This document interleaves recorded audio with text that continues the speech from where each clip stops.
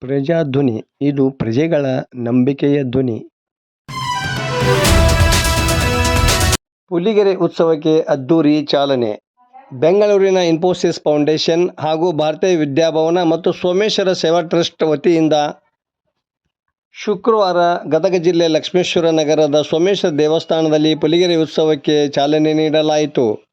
ಸೋಮೇಶ್ವರ ಭಕ್ತರ ಸೇವಾ ಟ್ರಸ್ಟ್ ಸಮಿತಿ ಅಧ್ಯಕ್ಷ ಚಮ್ಮಣ್ಣ ಬಾಳಿಕಾಯಿ ಮತ್ತು ಭಾರತೀಯ ವಿದ್ಯಾಭವನದ ನಾಗಲಕ್ಷ್ಮಿ ಕೆ. ರಾವ್ ಅವರು ವಿದ್ಯುಕ್ತವಾಗಿ ಚಾಲನೆ ನೀಡಿದರು.